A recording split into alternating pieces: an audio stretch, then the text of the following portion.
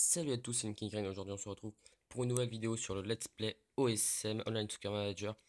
Donc je m'excuse déjà premièrement parce que ça fait déjà un bail que j'avais pas fait de vidéo sur Let's Play. Tout simplement pas de vidéo hein, depuis la deuxième vidéo du Let's Play. Il me semble que j'en ai pas fait, donc ça fait quand même un bail. Donc voilà, je m'excuse. Donc j'ai eu des petits problèmes techniques, voilà. Mais bon, c'est pas grave, on se retrouve pour la vidéo du Let's Play, hein.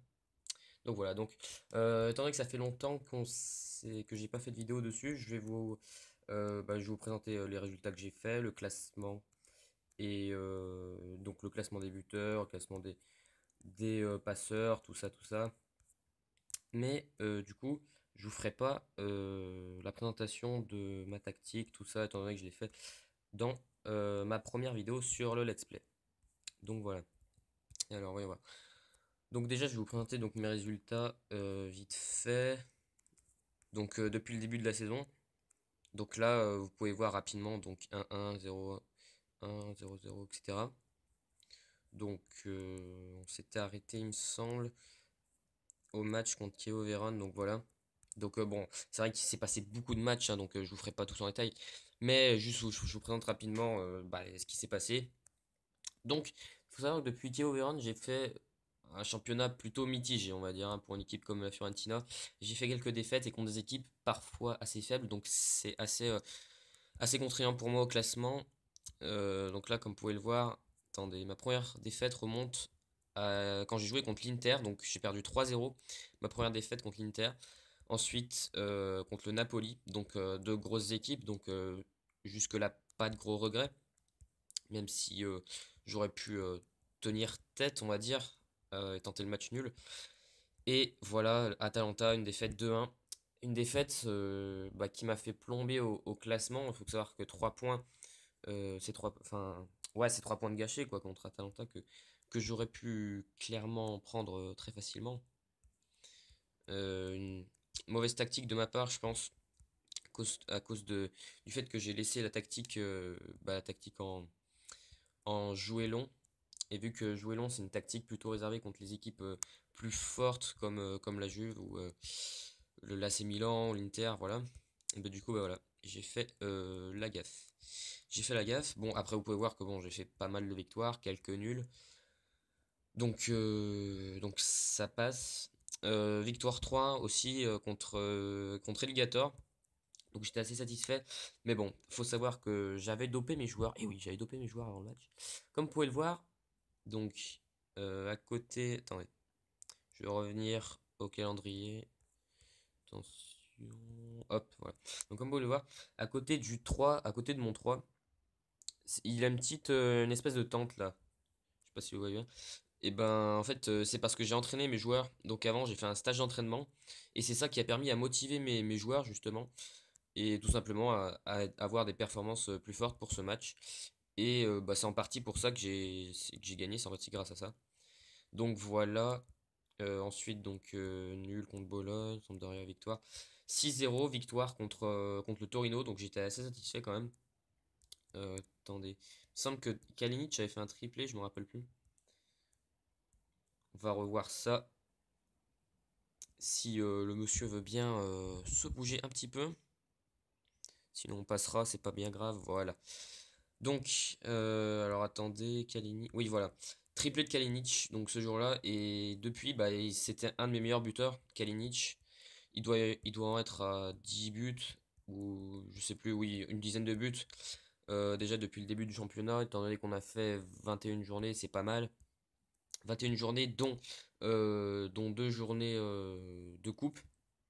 Parce qu'il faut savoir que, en fait, quand vous jouez des journées, dans le jeu, en fait, ça compte à la fois les matchs de championnat et les matchs de coupe. Donc, si on compte seulement les matchs de championnat, ça fait 10 buts en 19 matchs, donc c'est pas mal. Donc voilà, après Baldège, doublé de Baldège et Bernardeschi. Baldège, il me semble que c'est un milieu de terrain, donc c'est quand même une belle performance pour lui. Donc voilà. Ensuite, après ça, qu'est-ce qu'on a fait après ça? Donc victoire contre Pescara, défaite contre Atalanta, comme je vous l'ai dit. Crotone, Empoli, Genoa, victoire. Donc là, j'ai enchaîné des matchs plutôt easy, donc que j'ai gagné facilement. et la Juventus. Là, ah oui, gros match contre la Juventus. Donc j'ai négocié le nul. Donc pas mal. Pas mal du tout. Mais c'est sûr que là, c'était pas ici que je devais prendre des points, mais sur le match contre Atalanta, que j'ai perdu. Grosse déception. Ensuite, l'AC Milan, donc j'ai gagné 3-0. J'ai choisi aussi d'utiliser, comme pour Alligator, le match, enfin le stage d'entraînement pour motiver un peu mes troupes. Et pour pouvoir faire un bon match, parce que l'AC Milan, c'est quand même une équipe à une forte équipe, on peut le dire. Ouais. Et donc voilà, donc j'ai gagné 3-0. Ensuite, victoire 3-0 contre Palerme également. Et mon dernier match, c'était hier contre le Napoli. Grosse déception. C'était un match de coupe. J'ai perdu 2-0. Voilà. Donc je suis éliminé de la Coupe d'Italie. Donc c'est une grosse déception pour moi. Je voulais aller loin dans la coupe. Je vous l'avais dit déjà dans la première vidéo et malheureusement c'est pas passé. Dommage. Bon après il faut savoir que Napoli quand même c'est peut-être la deuxième plus forte équipe du championnat après la Juve. Enfin d'après moi en tout cas. Et donc voilà, grosse déception. Et Alligator par contre qui est passé il me semble. On va voir ça. Ah oui, donc là comme vous pouvez le voir, donc là on a joué les quarts de finale. Donc je me suis arrêté en quart de finale. Donc j'avais gagné déjà en huitième contre Pescara. Alligator s'est également qualifié contre l'AC Milan, donc belle performance pour Alligator. Et en quart de finale, donc la Juventus qui s'est qualifiée contre Bologne au penalty. Après la Lazio donc qui s'est qualifiée, donc Alligator, contre Atalanta. Donc bon c'est pas une équipe très forte, mais il fallait faire le taf et bah c'est bien joué à lui. Donc voilà, il est encore en lice pour les demi-finales cette fois-ci. Donc voilà, qui va jouer contre la Roma. Donc cette fois, donc là, quand on arrive en demi-finale, c'est sûr qu'on ne peut pas tomber contre des équipes faibles. Donc là, comme vous pouvez le voir, la Lazio, la Roma, la Juventus et le Napoli, et ben c'est les plus fortes équipes du championnat peut-être. Enfin en tout cas de ce que ça reflète de la coupe, hein, ça paraît être les plus fortes équipes. Et ensuite la finale de la coupe. Donc voilà. Donc Alligator qui jouera contre la Roma. Donc voilà, un match important. Et donc moi j'ai perdu contre Napoli, donc contre Naples, 2-0. Et la Roma qui se qualifie 4-0 contre Palerme. Victoire assez nette. Donc voilà. On s'était quitté sur ça. Et pour continuer, donc je vais vous présenter un peu le classement. Donc il faut savoir que ça a pas mal bougé. Il y a les équipes, on va dire, plus faibles qui sont descendues au bas de tableau, hein. Atalanta, donc je, il me semble que c'était une équipe surprise, hein, de championnat. Et donc là, vous voyez, qui se retrouve septième. Le Torino aussi, qui était pas mal parti avec Chievo Vérone également. Et qui se retrouve en bas de tableau, enfin en milieu de tableau, je dirais plutôt. Donc là, comme vous pouvez le voir, donc, ça reflète bien le championnat d'Italie, je veux dire. Avec des équipes les plus fortes, hein, la Roma, le Napoli, la Lazio, et Ligator qui est quand même troisième de championnat à ne pas négliger avec déjà 45 points, donc c'est une belle performance pour lui, qui reste sur, là on peut le voir, 5 victoires d'affilée, même peut-être plus, parce que ça dit pas toutes les victoires d'affilée. Bon, de toute façon, on regardera après, mais qui reste quand même sur une bonne dynamique, Alligator, qui a trouvé sa tactique, je pense, qui avait eu quelques difficultés en début de championnat, mais là, qui a dû trouver sa tactique, je pense. Ensuite, quatrième Juventus, quand même une surprise, Juventus qui est habituellement premier de championnat d'Italie. Et là, c'est la Roma qui se retrouve à la place de la Juve. C'est quand même une surprise, une grosse surprise. Ensuite, moi, cinquième avec 40 points. Donc, bon, c'est correct. C'est correct, mais bon. C'est vrai qu'il y a des matchs quand même, par exemple, contre Atalanta que j'aurais pas dû perdre. Donc voilà. Après, bon, c'est pas bien grave. On est en milieu de championnat. Rien n'est encore fait. Étant donné que je suis à 4 points de la Juve et 5 points de la Lazio, je peux viser la troisième place, on va dire. Mais bon, voilà, pour l'instant, cinquième, c'est pas mal. Notre objectif était sixième de base. Enfin, l'objectif fixé par le club, par le directeur, hein, sportif, on va dire. Donc voilà, par le président, quoi. Ensuite, sixième, AC Milan. Donc encore une fois, ce n'est pas une surprise, on va dire. Ensuite, Atalanta, septième, Sampdoria, Udinese, l'Inter. Donc l'Inter, une surprise quand même. Habituellement, une équipe plutôt bonne qui se retrouve sixième, cinquième, peut-être quatrième, voire, ouais, voire quatrième dans le championnat d'Italie et qui est dixième actuellement. Donc là, comme vous pouvez le voir, elle reste sur deux défaites d'affilée, comme c'est quand même une grosse surprise. Donc ensuite, le Torino, 11e, Bologne, 12e, Chievo, Vérone, Crotone, Sassuolo, Palermo, Empoli. Et pour la zone de relégation, Cagliari, Genoa et Pescara, sans surprise. Donc voilà. Ensuite, on passe directement au classement des meilleurs buteurs. Donc là, comme vous pouvez le voir, premier, donc Bacca de l'AC Milan, 17 buts déjà en 18 matchs, donc un ratio très très très important, 0,9 buts par match, donc il faut savoir que c'est un super ratio déjà. Immobilier, ensuite le joueur de Ligator de la Lazio, qui est déjà à 12 buts lui aussi, donc c'est pas mal du tout. Un ratio de 0,7 buts par match, donc c'est très très correct pour ce joueur. Ensuite, Higuain, troisième position de la Juve, 12 buts aussi. Ensuite, Kalinic, donc mon joueur de la Fiorentina, donc 11 buts, donc c'est pas mal aussi, donc je vous l'avais dit 10 buts, donc il est à 11, donc c'est plutôt pas mal. Moi je suis assez satisfait de Kalinic, qui est un très très très bon joueur en but et en passes décisives, qu'il faut savoir aussi qu'il fait beaucoup de passes décisives. Je vous ferai voir tout ça après. Donc dans les passes décisives. Ensuite Mertens, Messi,